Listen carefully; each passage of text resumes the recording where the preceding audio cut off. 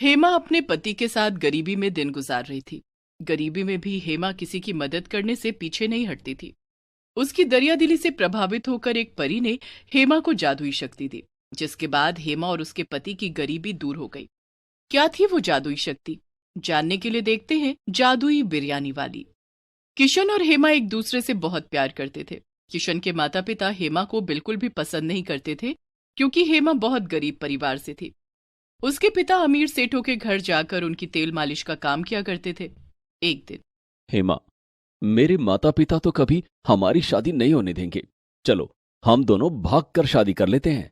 नहीं, ये गलत है। माता पिता के आशीर्वाद के बिना कैसी शादी?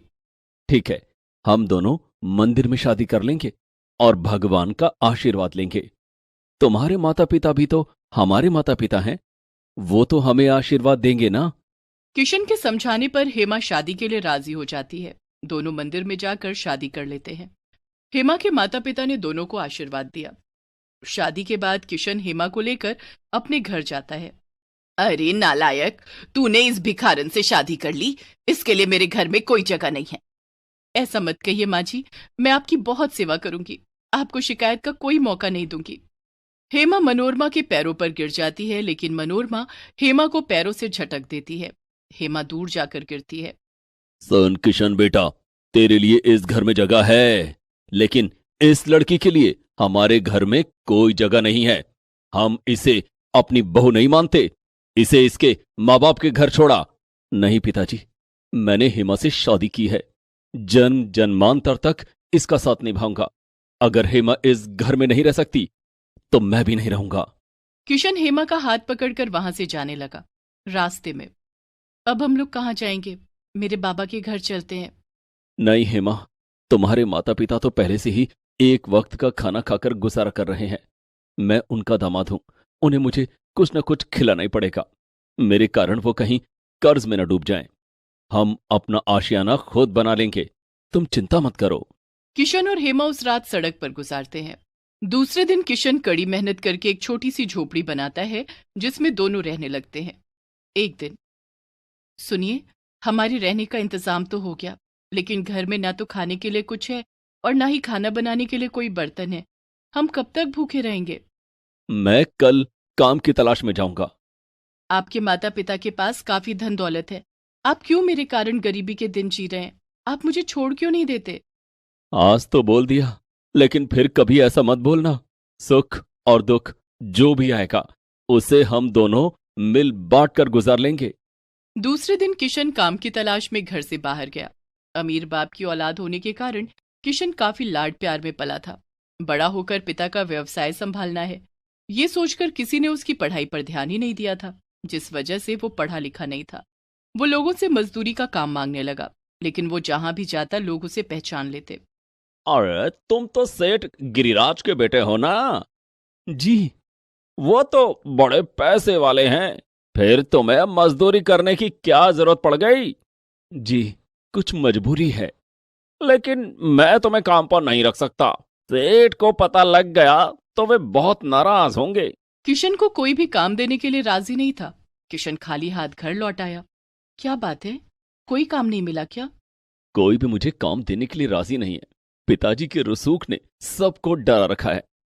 आपको काम नहीं मिला तो क्या हुआ? मुझे तो काम मिल सकता है ना, मैं काम करूंगी। तुम क्या काम करोगी हेमा? मेरे रहते तुम काम करके घर का खर्चा चलाओ, ये अच्छा लगेगा क्या? इसमें बुराई क्या है? पहले मैं कोई काम देख लेती हूँ। जब काम मिल जाएगा तो कुछ पैसे जोड़कर हम दोनों अपना कोई धंधा शुरू कर लेंगे। ठीक है। दूसरे दिन हेमा काम की तलाश में बाहर निकली। रास्ते में उसे उसके पिता मिले। हेमा ने अपने पिता को सारी बात बताई।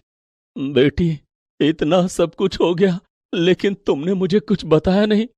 मैं एक सेठ के घर उनकी मालिश करने चाहता हूँ। वहां उन्हें एक खाना बनाने वाली की जरूरत है। तू कल वहां आ जाना, तुझे काम मिल जाएगा। ठीक है पिताजी। दूसरे दिन हेमा उस सेठ के घर जाती है। वहां उसे खाना बनाने का काम मिल जाता है। आज हमारे घर में कुछ मेहमान आने वाले हैं। तुम खाने में सबसे अच्छा क्या बनाती हो? जी, मैं बिरयानी बहुत अच्छी बनाती हूँ। ठीक है, तो आज बिरयानी बना दो। हेमा ने सभी मेहमानों के लिए बिरयानी बनाई। जब सभी मेहमान आ गए तब हेमा ने सबको बिरयानी परोसी। सभी ने खूब स्वाद लेकर बिरयानी खाई और हेमा की तारीफ करने लगे। वाह, ये बिरयानी किसने बनाई है? बहुत ही लजीज है। मुझे थोड़ा और बिरयानी मिलेगा क्या? हाँ हाँ, क्यों नहीं। हेमा ने सबको फिर से बिरयानी परोसी। जब सभी मेहमानों ने खाना खा लिया तब पतीली में थोड़ी बिरयानी बच गई। हेमा, ये बची हुई बिरयानी तुम खा लेना। हेमा ने मन में सोचा, अगर मैंने बिरयानी यहाँ खा लिया तो किशन भूखे रह जाएंगे। उन्होंने भी कई दिनों से खाना नहीं खाया है। मैं ये बिरयानी घर ले जाऊंगी, वहां हम दोनों बांटकर बिरयानी खाएंगे। हेमा एक डिब्बे में बची हुई बिरयानी रख लेती है और घर जाने लगती है। रास्ते में उसे एक बूढ़ी औरत मिलती है। बेटी, क्या तुम्हारे पास कुछ खाने के लिए है? मैंने कई दिनों से कुछ नहीं खाया है। आह, भूख के मारे मुझे चक्कर आ रहे हैं। अब एक कदम भी चला नहीं जाता। हेमा अपने मन में सोचती है, अगर ये बिरयानी इस बूढ़ी अम्मा को खिला दी तो आज भी हमें भूखा रहना पड़ेगा। लेकिन इन बूढ़ी अम्मा को देखकर लगता है कि इन्हें खाने की ज्यादा जरूरत है। ये लो अम्मा, इस डिब्बे में थोड़ी सी बिरयानी है, तुम खा लो। तुम्हारा बहुत बहुत धन्यवाद बेटी, तुम बहुत नेक दिल लड़की हो। बूढ़ी औरत सड़क के किनारे बैठकर बिरयानी खाने लगी। जैसे जैसे वो बिरयानी खा रही थी वैसे वैसे वो जवान हो रही थी। जब उसने पूरी बिरयानी खा ली तब वो एक जवान और खूबसूरत औरत बन गई। ये देखकर हेमा बहुत डर गई। उसने सोचा कि कहीं ये कोई चुड़ैल तो नहीं। हेमा वहां से भागने लगी। तभी उस औरत ने कहा, रुको हेमा, मुझसे डरो नहीं। हेमा रुक गई और बोली, आप कौन है? मैं एक परी हूं। मैं बहुत भूखी थी। मुझे पता है कि तुमने और तुम्हारे पति ने बहुत दिनों से कुछ नहीं खाया है। फिर भी मैं तुम्हारी परीक्षा ले रही थी कि तुम गरीबों और जरूरतमंदों की मदद करती हो या नहीं। तुमने अपने और अपने पति की भूख की परवाह किए बिना अपने हिस्से की बिरयानी मुझे खिला दी। मैं तुम्हें इनाम देना चाहती हूँ। इतना कहकर वो औरत परी के रूप में आ गई। कैसा इनाम? मैं तुम्हें शक्ति प्रदान करती हूँ कि तुम्हारी बनाई हुई बिरयानी कभी खत्म नहीं होगी। तुम्हारी बिरयानी खाकर लोग अपने अंदर नई ताकत और स्फूर्ति महसूस करेंगे। जो तुम्हारी बिरयानी खाएगा वो कभी बूढ़ा नहीं होगा। इतना कहकर परी ने अपनी जादू की छड़ी घुमाई जिसमें से ढेर सारे पैसे निकलने लगे। ये पैसे ले जाओ, इन पैसों से तुम बिरयानी बनाना शुरू कर दो। तुम्हारी बिरयानी जादुई बिरयानी होगी। लेकिन ये तो बहुत सारे पैसे हैं। हेमा, ये सब तुम्हारे लिए हैं। परी वहां से गायब हो जाती है। हेमा पैसे लेकर घर आने लगती है। रास्ते में उसने बिरयानी बनाने का ढेर सारा सामान खरीदा। घर आकर उसने किशन को सारी बात बताई। अरे वाह, ये तो बहुत अच्छी बात है। हाँ, अभी मैं थोड़ी सी बिरयानी हमारे खाने के लिए बनाती हूँ।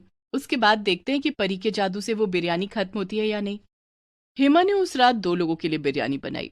कई दिनों के बाद किशन और हेमा को कुछ खाने को मिला था। दोनों ने जमकर बिरयानी खाई। मेरा तो पेट भर गया। लेकिन मेरा पेट अभी नहीं भरा है। मुझे थोड़ी बिरयानी और चाहिए। ठीक है, अभी बिरयानी देती हूँ। हेमा ने पतीली में रखी सारी बिरयानी किशन को दी। उसने पतीली में से एक एक चावल का दाना निकालकर किशन की थाली में परोस दिया। किशन ने जी भरकर बिरयानी खाई। तुमने बहुत स्वादिष्ट बिरयानी बनाई थी, मजा आ गया। बहुत दिनों से खाना ना खाने के कारण मुझे कमजोरी महसूस हो रही थी, लेकिन ये बिरयानी खाकर मुझ में ताकत आ गई है। थोड़ी और मिलेगी क्या? कैसी बातें कर रहे हो? तुम्हारे सामने तो पतीली खाली हो गई थी। बिरयानी अब खत्म हो गई है। लेकिन परी ने तो कहा था कि वो जादुई बिरयानी है और कभी खत्म नहीं होगी। ये तो मैं भूल ही गई थी। अभी देखती हूँ। हेमा ने जब पतीली खोलकर देखा तो उसमें बिरयानी भरी हुई थी। हाँ, ये तो सचमुच में जादुई बिरयानी है। पूरी पतीली बिरयानी से भरी हुई है। ये लो और बिरयानी खाओ, जितना खाना है उतना खाओ। उस दिन दोनों ने खूब बिरयानी खाई और सो गए। अगली सुबह जब दोनों सोकर उठे तो पतीली फिर से बिरयानी से भरी हुई थी। बिरयानी बिल्कुल गर्म थी और उसमें बहुत अच्छी खुशबू भी आ रही थी। ऐसा लग रहा है कि कोई अभी अभी बिरयानी बनाकर गया है। क्यों ना हम ये बिरयानी बेच दें? हाँ, सही कह रहे हो। ये लो पैसे, एक ठेला और कुछ बर्तन खरीद लाओ। हेमा ने परी के दिए हुए पैसे किशन को दिए। किशन ने उन पैसों से एक ठेला और कुछ बर्तन खरीदे। उसके बाद हेमा अपनी जादुई बिरयानी ठेले पर लेकर बेचने लगी। आओ आओ, जादुई बिरयानी खाओ। इसे खाने वाला कभी बूढ़ा नहीं होगा। शरीर में नई जान आ जाएगी। आओ आओ, जादुई बिरयानी खाओ। हेमा की बातें सुनकर लोग उसके ठेले के पास इकट्ठे होने लगे और बिरयानी खरीदने लगे। हेमा की जादुई बिरयानी कभी खत्म नहीं होती थी, इसलिए हेमा को बिरयानी बनाने के लिए मेहनत भी नहीं करनी पड़ती थी। इस तरह जादुई बिरयानी बेचकर हेमा और किशन काफी अमीर हो गए। अब हमारे पास काफी पैसे इकट्ठे हो गए हैं, हमें बिरयानी का एक होटल खोल लेना चाहिए। इस तरह हमारा खुद का व्यवसाय शुरू हो जाएगा। तुम ठीक कह रही हो, उस होटल को हम दोनों मिलकर चलाएंगे। ठीक है। हेमा और किशन ने मिलकर एक बड़ा सा होटल खोल लिया जिसमें वे अपनी जादुई बिरयानी बेचने लगे। अपने बेटे को बिजनेस करता देखकर किशन के पिता गिरिराज उन दोनों से मिलने आए और उन्हें घर चलने के लिए कहा, लेकिन किशन ने साफ मना कर दिया।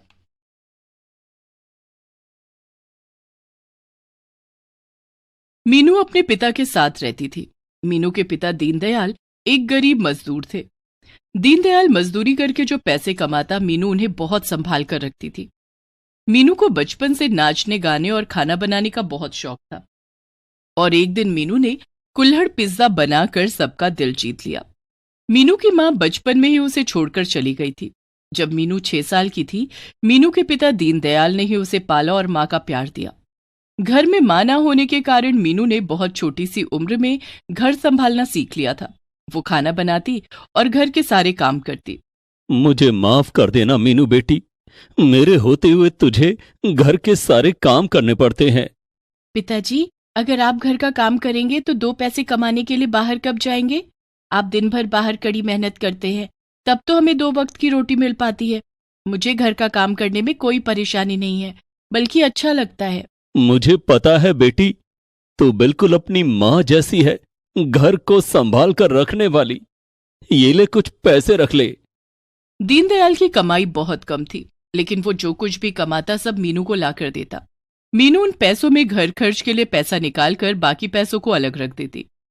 मीनू बेटी, तू इन पैसों को चावल के डिब्बे में क्यों रख रही है? बाबा, ये पैसे हमारे काम आएंगे। इन पैसों से हम अपना कुछ काम शुरू कर सकते हैं। ठीक है मीनू बेटी, अब खाना लगा दे, मुझे बहुत भूख लगी है। अभी लगाती हूँ बाबा। मीनू दीनदयाल के लिए एक प्लेट में फ्राइड राइस लेकर आई। ये क्या मीनू बेटी, आज तुमने रोटी नहीं बनाई? बाबा, ये फ्राइड राइस है, मैंने पहली बार बनाया है। आप खाकर बताओ कैसा बना है। दीनदयाल ने फ्राइड राइस खाया तो उसे बहुत पसंद आया।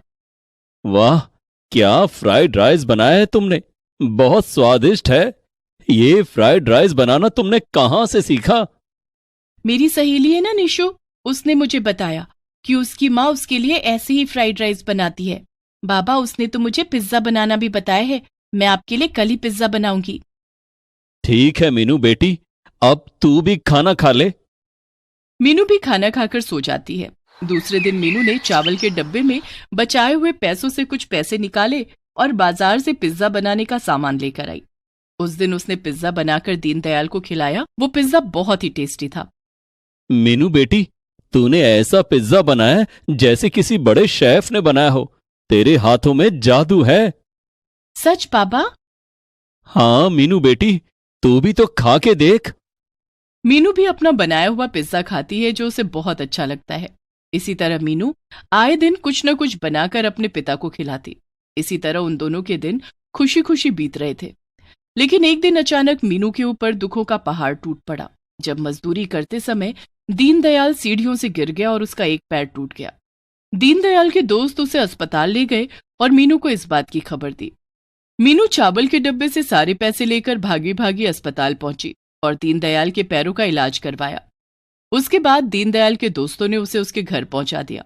घर आने के बाद, मीनू बेटी, ऊपर वाले ने हमारे साथ इतनी नाइंसाफी क्यों की? इस हाल में मैं कुछ काम करने के लायक नहीं रहा। अब घर का खर्चा कैसे चलेगा? आप परेशान मत हो बाबा, कुछ न कुछ उपाय जरूर निकल आएगा। चिंता तो अब मीनू को भी थी, क्योंकि उसके बचाए हुए सारे पैसे दीनदयाल के इलाज में खर्च हो गए थे। लेकिन मीनू एक खुशहाल और जिंदा दिल लड़की थी। वो कठिन परिस्थितियों से हार मानने वाली नहीं थी। दूसरे दिन मीनू घर के बाहर बैठी थी, तभी उसकी सहेली निशु वहां आई। वो 2 कुल्हड़ में चाय लेकर आई थी। उसने एक कुल्हड़ मीनू को देते हुए कहा, ये ले मीनू, ये कुल्हड़ वाली स्पेशल चाय मेरी माँ ने बनाया है, सोचा तेरे लिए लेती चलूं। मीनू ने कुल्हड़ वाली चाय पी। कुल्हड़ में चाय पीने का स्वाद ही अलग होता है। ये आम चाय की तरह नहीं होती। इसकी खुशबू मन को खुश कर देती है। इसीलिए तो ये कुल्हड़ वाली चाय मैं तेरे लिए लाई थी। मतलब तू क्या कहना चाहती है? कल जब मैं अपनी माँ के साथ बाजार गई थी तो देखा एक आदमी कुल्हड़ में पिज्जा बेच रहा था और उसका पिज्जा खाने के लिए लोगों की भीड़ लगी हुई थी। कुल्हड़ में पिज्जा? हाँ, कुल्हड़ में पिज्जा। तू तो पिज्जा अच्छा बनाती है, तू क्यों नहीं करती ऐसा कुछ? लेकिन अब तो मेरे पास पैसे नहीं बचे हैं, घर में खाने के लिए एक दाना नहीं है। मैं कुल्हड़ और पिज्जा बनाने का सामान कैसे खरीदूंगी? मैं अपनी माँ से कह के तुझे कुछ पैसे दिला दूंगी, जब तेरा काम चल जाए तो पैसे लौटा देना। क्या आंटी जी पैसे देने के लिए मान जाएंगी? हाँ, मैंने तो माँ से बात भी कर ली है। तो रुक, मैं अभी पैसे लेकर आती हूँ। निशु अपने घर गई और अपनी माँ से पैसे मांगकर लाती है और मीनू को दे देती है। इन पैसों से तू कुल्हड़ पिज्जा का काम शुरू कर दे, तेरी सारी परेशानी दूर हो जाएगी। मीनू ने वो पैसे ले लिए और घर आकर दीनदयाल को सारी बात बताई। मीनू बेटी, ऐसे किसी से पैसे लेना अच्छी बात नहीं है। तू अभी निशु के घर जाकर इन पैसों को वापस कर दे। लेकिन बाबा, इसमें गलत क्या है? जब हमारा काम चल जाएगा तो मैं ये पैसे निशु को वापस कर दूंगी। ठीक है मीनू बेटी, लेकिन मुझे तेरा ये काम करना बिल्कुल अच्छा नहीं लग रहा है। तुझे मेरी वजह से ये सब करना पड़ रहा है। बाबा, आपने जानबूझकर तो कुछ नहीं किया ना, और हो सकता है हमारा ये काम अच्छा चल जाए और ज्यादा आमदनी होने लगे, फिर तो आपको मजदूरी करने की भी जरूरत नहीं पड़ेगी।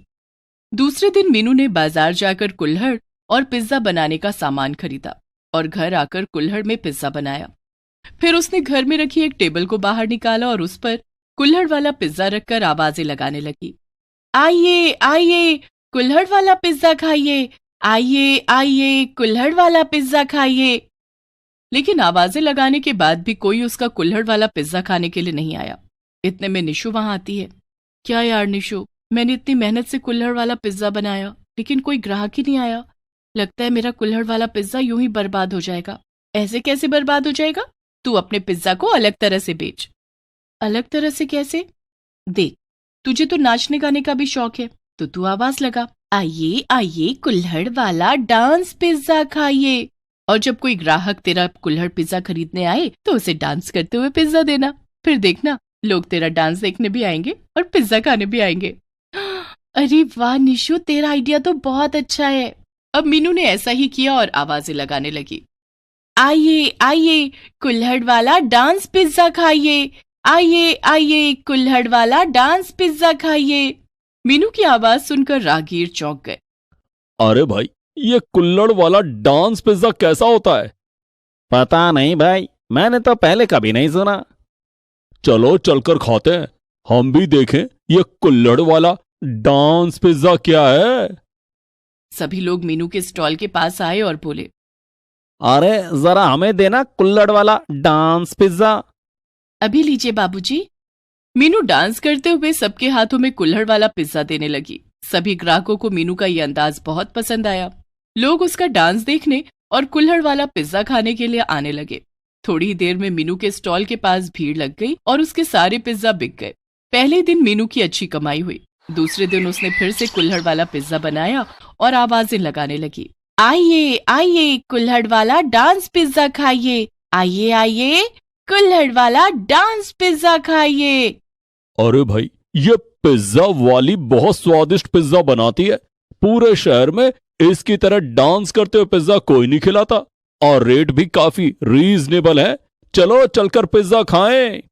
हाँ हाँ भाई, चलो। इस तरह सभी लोग मीनू के स्टॉल पर कुल्हड़ पिज्जा खाने आते हैं। मीनू सबको डांस करते हुए पिज्जा देती। अब पूरे शहर में मीनू के चर्चे हो रहे थे कि कोई कुल्हड़ पिज्जा वाली है जो डांस करते हुए सबको पिज्जा खिलाती है। दूर दूर से बूढ़े, बच्चे, जवान मीनू का कुल्हड़ पिज्जा खाने के लिए आने लगे।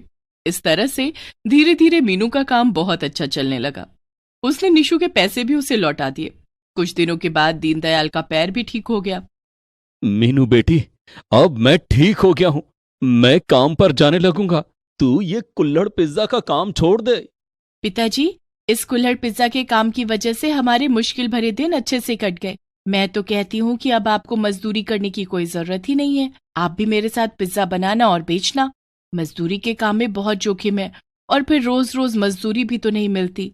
कुल्हड़ पिज्जा के काम से अच्छी कमाई हो रही है। इस काम को छोड़ना अब ठीक नहीं है। निशु ने सही समय पर मेरी मदद की और मुझे अच्छी सलाह दी है। तू ठीक कह रही है मीनू बेटी। मैं भी अब तेरे साथ कुल्हड़ पिज्जा बनाया करूंगा। दूसरे दिन से मीनू ने दीनदयाल को भी कुल्हड़ पिज्जा बनाना सिखाना शुरू कर दिया। अब दीनदयाल और मीनू दोनों मिलकर रोज से ज्यादा कुल्हड़ पिज्जा बनाने लगे और बेचने लगे। दीनदयाल पिज्जा बेचने में मीनू की मदद करता और मीनू डांस करते हुए लोगों को पिज्जा खिलाती। इस तरह से कुछ ही दिनों में उनका कारोबार अच्छा चलने लगा। अब उन्होंने एक छोटी सी दुकान खोल ली और लोगों को कुल्हड़ पिज्जा खिलाने लगे। मीनू की सूझबूझ और निशु की मदद से उनका कुल्हड़ पिज्जा का काम एक व्यवसाय में बदल गया और अब मीनू और दीनदयाल की गरीबी दूर हो गई थी। Please subscribe this channel.